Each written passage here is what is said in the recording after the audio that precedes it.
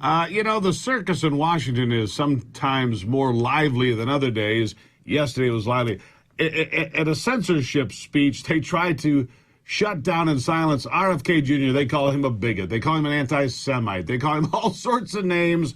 It's Democrats do. It's who they are.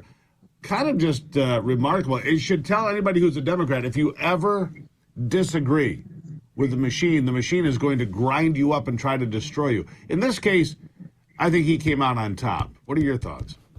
Well, even if you're a Democrat, and you're saying things that whoever's in power is disagreeing with, one of the strategies seems to be, let's just, tar and feather them. Let's throw the word anti-Semite around and let's do all these things. You can only do that so many times to so many people, though, before the American people wake up and say, you know what, that seems to be a regular tactic here. This was a hearing on censorship where the government was working with social media to censor very important ideas in the public, domain at that point.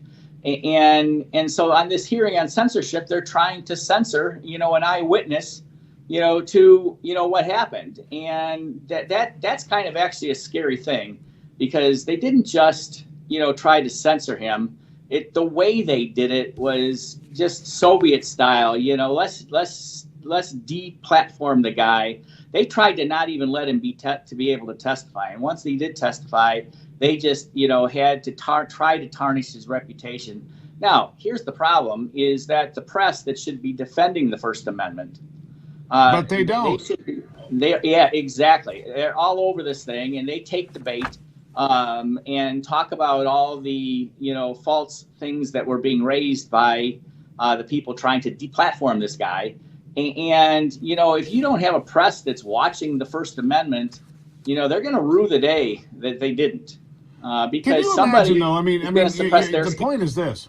You get this giant machine, and you cross the machine, and the machine and the power brokers, they want a certain narrative. And if you deviate from that narrative, they are going to crush you with everything they have. For RFK Jr., he has the ability to think on his feet. He has money. He has a life. They can't just crush him. They can't just silence him. He's got the financial wherewithal and the horsepower to be heard anyway. And the more they try to silence him, the more he's being heard right now.